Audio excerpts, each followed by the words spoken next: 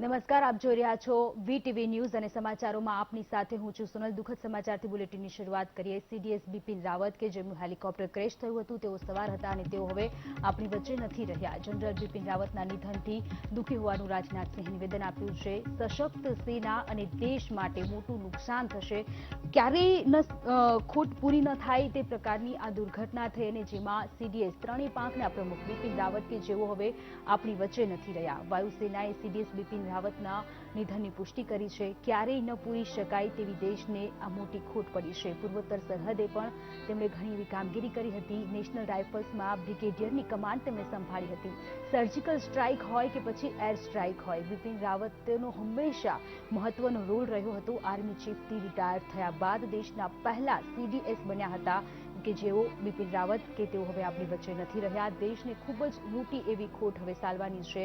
આજે બપોરે 12:20ની આજુબાજુ તમિલનાડુના કુન્નુરમાં સેનાનું MI-17 હેલિકોપ્ટર ક્રેશ થયું હતું, જેમાં 14 લોકો સવાર હતા। બિપિન રાવત પણ તેમાં સવાર હતા અને તેમના પત્નીની સાથે અન્ય 12 લોકો તેમાં સવાર હતા। તેમાંથી 13 લોકોના મૃત્યુ થયા હોવાની અત્યારે પુષ્ટિ મળી છે। એક બાદ એક ટ્વીટ સામે આવી રહ્યા છે। લોકો દુઃખ વ્યક્ત કરી રહ્યા છે। જીવ ગુમાવનાર અન્ય તમામ લોકો માટે પણ હૃદયપૂર્વક સંવેદના રાહુલ ગાંધીએ વ્યક્ત કરી છે। જનરલ બિપિન રાવતના નિધનથી દુઃખી હોવાનું નિવેદન રક્ષામંત્રી રાજનાથસિંહે આપ્યું। તેઓ તેમના પરિવારને મળવા માટે તેમના ઘરે પહોંચ્યા હતા।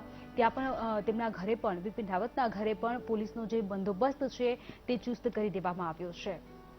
વાયુસેનાએ સીડીએસ બિપિન રાવતના નિધનની પુષ્ટિ કરી છે। તેમણે ટ્વીટ કર્યું હતું। વાયુસેનાએ ટ્વીટ કરી આ જાણકારી આપી। ક્યારેય ન પૂરી શકાય તેવી દેશને મોટી ખોટ પડી છે। દુશ્મન સામેના અનેક મિશનોમાં જનરલ બિપિન રાવતે મહત્વની ભૂમિકા નિભાવી હતી કે પછી એર સ્ટ્રાઇક હોય કે સર્જિકલ સ્ટ્રાઇક હોય, મહત્વનો રોલ સીડીએસ બિપિન રાવતનો રહ્યો હતો। આર્મી ચીફથી રિટાયર થયા બાદ દેશના પહેલા સીડીએસ તેઓ બન્યા હતા। સીડીએસ બિપિન રાવતને જે MI-17 જે હેલિકોપ્ટર લઈ જઈ રહ્યું હતું તે ક્રેશ થયું હતું, તેમાં 14 લોકો સવાર હતા। સીડીએસ જનરલ બિપિન રાવતના પત્ની પણ તેમાં સામેલ હતા। મધુલિકા રાવત તેમાં સવાર હતા અને 14માંથી 13 લોકોના મૃત્યુ થયા છે। સીડીએસ જનરલ બિપિન રાવત પણ હવે આપણી વચ્ચે નથી રહ્યા। નીતિન ગડકરીએ પણ નિવેદન આપ્યું। રાહુલ ગાંધીનું નિવેદન સામે આવ્યું છે। તેમના પરિવાર પ્રત્યે તેમણે સંવેદના વ્યક્ત કરી છે। રાજનેતાઓ પણ એક બાદ એક હવે ટ્વીટ કરી રહ્યા છે। ક્યારેય આ ખોટ ક્યારેય નહીં પૂરી શકાય, કારણ કે અનેક એવા મિશનો છે કે જે મિશનો તેમના અંડરમાં થયા હતા અને સક્સેસફુલ પણ રહ્યા હતા। સીડીએસ બિપિન રાવતના નિધનથી ગૃહમંત્રી અમિત શાહે પણ દુઃખ વ્યક્ત કર્યું।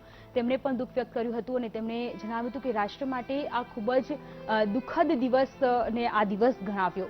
અમિત શાહે ટ્વીટ કર્યું। અમિત શાહનું નિવેદન સામે આવ્યું। સીડીએસ બિપિન રાવતે માતૃભૂમિની અત્યંત નિષ્ઠાથી સેવા કરી હોવાનું પણ કેન્દ્રીય ગૃહમંત્રી અમિત શાહે જણાવ્યું છે।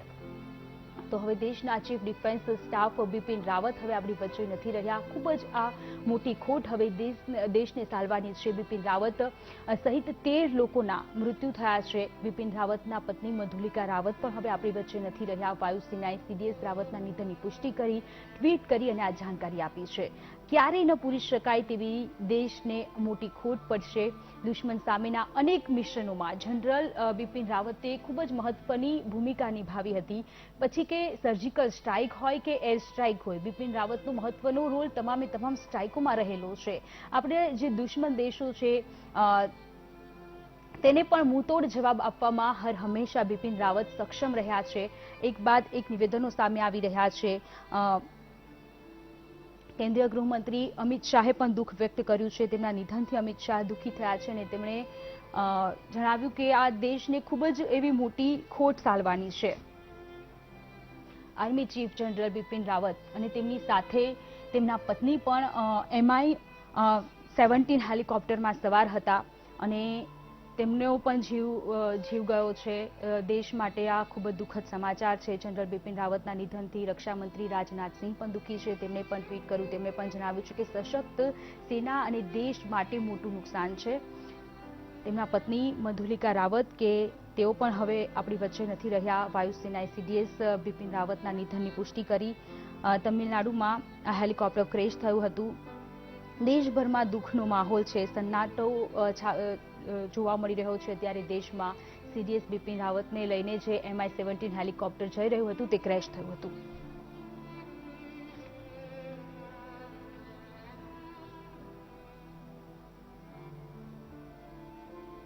સંરક્ષણ નિષ્ણાત વિનોદ ફળનીકર આપણી સાથે જોડાયા છે. સર, ક્યારેય ન પૂરી શકાય તેવી ખોટ હવે દેશને પડશે, કારણ કે સીડીએસ જનરલ બિપિન રાવત હવે આપણી વચ્ચે નથી રહ્યા. मैडम, ये जो घटना हुई है, I salute the great leader of my Indian arm forces. પૂર્ણ શ્રદ્ધાંજલિ તમારા માધ્યમથી એમને આપું છું. આ વ્યક્તિ એવી વ્યક્તિ હતી, he used to believe in modernization. Total દેશભક્ત હતા અને આપણી રિક્વાયરમેન્ટ હતી, શાની રિક્વાયરમેન્ટ હતી આપણી ચીફ ઓફ ડિફેન્સ સ્ટાફ, કે વેર વન વિન્ડોમાં બધું આપણું ક્લિયર થાય. એ તો આપણે 71 વોરમાં પણ જોયું, 65 પર જોયું, બધાના અલગ અલગ લોક જાતે. પણ આ માણસે જ્યારે સીડીએસ તરીકે છે, એટલે આર્મી, એરફોર્સ, નેવી બધાને સાથે લઈને हाँ मानस है, इतना डेयरिंग काम किया हुआ है एंड वेरी अफेक्शनेट. दोनों हस्बैंड मियाँ दोनों अफेक्शनेट था. I will give one small example. मारो एक फ्रेंड है एनडी शरीफ, ये गोरखा राइफल्स નો છે. हेलो जी हेलो जी sir. Hello hello, can you hear me? हाँ हाँ सर. हाँ, ये गोरखा राइफल्स में आता है एनडी शरीफ. આના તો મેરે સે 10 સાલ જુનિયર है. मैं और शरीफ एक ही बैच के.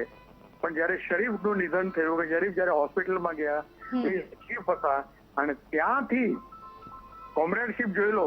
શરીફ તો as short service officer captain તરીકે રિટાયર થયા, પણ બધી વ્યવસ્થા, फूल का देना, उसको मास्टर को जो श्रद्धांजलि देना, અને that's the bond he maintained. આજની તારીખમાં જો हमारा कोई પણ जवान शहीद થાય છે, उसकी डेड बॉडी यहाँ तक आती है, गर्भ तक आती है. पहले इतना नहीं था, जोर नहीं था. આ માણસે એન્શ્યોર કર્યું. વન રેન્ક વન પેન્શનની પણ વાત, જે એમ્બિગ્યુટી છે માનું છું, મારી વાત છે, પણ at least he has progress something. Plus best thing is આ કન્ટ્રી માટે જે 5-6 વર્ષમાં જે એને 3-4 વર્ષમાં ચીફ की बाद में इंफ्रास्ट्रक्चर. अगर टेल रोटर फेल हो जाए तो कोई ताकत दुनिया की सिवाय भगवान का नहीं बचा सकता. तीसरा जो है पायलट एरर, मुझे नहीं लगता ये पायलट एरर है, क्योंकि जैसे मैंने पहले कहा है, उच्च दर्जे के पायलट को चुना जाता है. ये देश के लिए बहुत ही जबरदस्त झटका है. बिपिन रावत बहुत बड़े पैमाने पर फोर्स की मॉडर्नाइजेशन में जुड़े हुए थे, फोर्स की इंटीग्रेशन और जॉइंटनेस को प्रमोट करने में लगे हुए थे. सारे ही इलाके से, चाहे वो पाकिस्तान के खिलाफ हो या चाइना के खिलाफ है, उससे वाकिफ थे. बार बार पाकिस्तान और चाइना को वार्न करते थे कि अगर किसी प्रकार से हिंदुस्तान को ललकारा तो हिंदुस्तान मुंह तोड़ जवाब देने के लिए तैयार है. ऐसे में अगर खुशी की लहर हो गई होगी पाकिस्तान के अंदर, चीन के अंदर, और खास करके आतंकवादी आंखों के अंदर जो बिपिन रावत के रडार पर थे. सर, जिसने बताया कि एक बार आप वहां पर खुद फंस गए थे, क्या है उस एरिया में ऐसा सर? बेटे, वो एरिया में ऊंची नीची पहाड़ियां हैं, डीप रवीन्स हैं, घने जंगल हैं, और कोई भी इलाका ऐसा नहीं है जहाँ पे अगर इमरजेंसी में हेलीकॉप्टर को उतारा जा सके.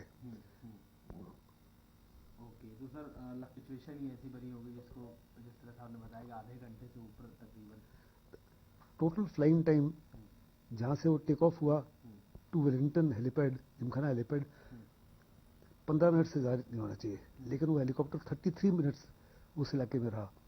जब 71 में मैं उस इलाके में फंस गया था तो हम तकरीबन 45 मिनट रहे उस इलाके में, और फिर हमको, हमारी खुशकिस्मती थी, हमको एक सड़क नजर आई और हमने उस सड़क के ऊपर तीनों हेलीकॉप्टर को उतार लिया.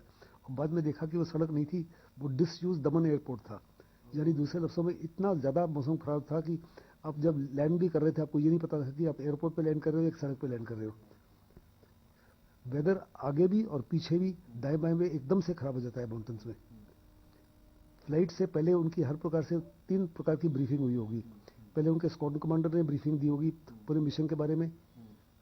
दूसरा, उनकी वेदर मेट ब्रीफिंग होती है. मेट ब्रीफिंग में मौसम कैसा है सलूर के ऊपर जहाँ से टेक ऑफ होना है, जिमखाना में कैसा मौसम है जहाँ पे लैंड करना है जिमखाना, और तीसरा एन रूट मौसम कैसा है. और अगर फिर लास्ट में ATC clearance, air traffic control जो है वो किसी हालत में आपको क्लियर नहीं करता अगर उसको किसी भी अंदेशा हो कि मौसम खराब है. और जो VIP भी है वो आमतौर पे 99% पायलट का जो डिसीजन होता है उसको कबूल करते हैं, तो वो जानते हैं कि पायलट जो है बड़े उच्च दर्जे के हैं, वो ना तो अपनी जान को ना हमारी जान को खतरे में डाल रहे हैं। ये तमाम ब्रीफिंग के बाद ये हादसा हो गया। और ऐसे हादसे में आमतौर पे दो वजह से, एक तो हेलीकॉप्टर में बड़ा फ्यूल होता है, तो जैसे ही टकराता है तो आग लग जाती है फ्यूल, सो बर्न इंजरीज होती हैं। दूसरा, क्योंकि आप काफ़ी स्पीड में उड़ रहे हो, एकदम से ऐसे रुकावट होती है, तो आपके ये चेस्ट का एरिया है, इसके अंदर जो फ्रीली फ्लोटिंग ऑर्गन्स है जैसे हार्ट है और लिवर है, वो टीयर हो जाते हैं। आपकी बॉडी सही भी है, लेकिन हमारे अपने स्टेशन में बगडोगरा में 2-3 क्रैश हुए जहाँ पे पायलट्स की डेथ हुई। बाहर ऊपर से बिल्कुल ठीक ठाक थे, बर्न इंजरीज में भी बोल दी थी, लेकिन उनका हार्ट टीयर हो चुका था या लंग टीयर हो जाते हैं। तो सर प्लेन बिल्कुल ठीक था आपके हिसाब से, उसमें कोई खामी नहीं है? लगता है कि शायद उसमें खामी नहीं थी, लेकिन ये तो इन्वेस्टिगेशन के बाद पता लगेगा। मुझे पर्सनली लगता है कि वो बैड वेदर का शिकार हुआ है। Bad weather. Thank you sir.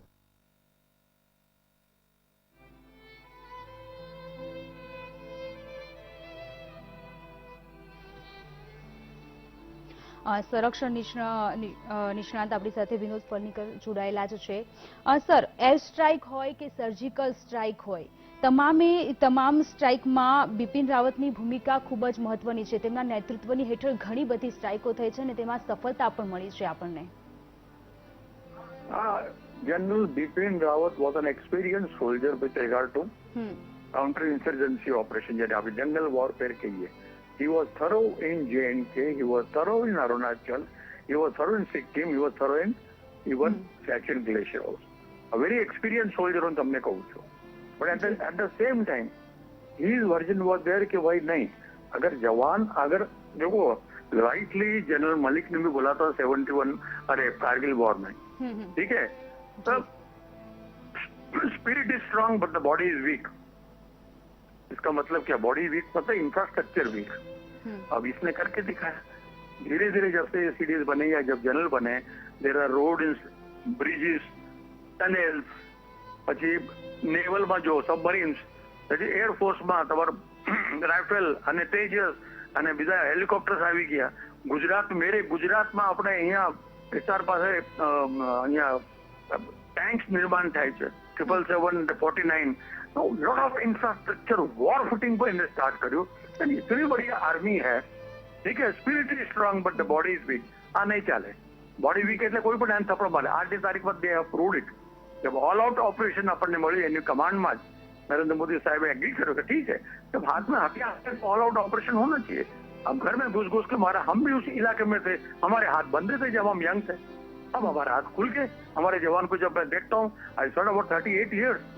પણ એમાં જોયું તો આવા જયારે જનરલ હોય અને એમની ભાષા જયારે આપણા પોલિટિકલ વિલમાં દેખાય, મોદી સાહેબે જોયું કે નહીં યાર ऐसे आदमी चाहिए। आज की तारीख में તમે જોઈ લો, Indian arm forces are the largest in the world, second largest, but top in spirit, top in motivation and a top in command. આ રિક્વાયરમેન્ટ છે આપણા દેશની, કરવું જોઈએ આપણે। We cannot be weak every time કે ભાઈ અહીંયા થપ્પડ મારે તો બીજો ગલતી આમ આવે। He was not very frank, physically very tough। आपने देखा होगा उसके body, the way he used to walk them, and he was doing चप्पा ऑफ हिंदुस्तान की बॉर्डर पर। આટલું એનું જ્ઞાન હતું। And at the same time equally worried for we ex-servicemen also। जब भी उसको मौका मिला, he has put up his points very regularly। તો આવા દેશનું આજે આવા જનરલનું આજે દેહાંત થયું, તો પર્સનલી મને તો બહુ લોસ થયું, દુઃખ થયું, દિલ દુઃખ થયું। દેશ માટે પણ બહુ જ મોટો લોસ જ છે। દુશ્મનોને પણ તેઓ જડબાતોડ જવાબ આપતા હતા। પાકિસ્તાનની વાત હોય કે ચીનની વાત હોય, તમામે તમામ આપણા જે દુશ્મન દેશો છે તેમાં પણ ડર હતો, કારણ કે આપણા સીડીએસ જનરલ બિપિન રાવત હતા।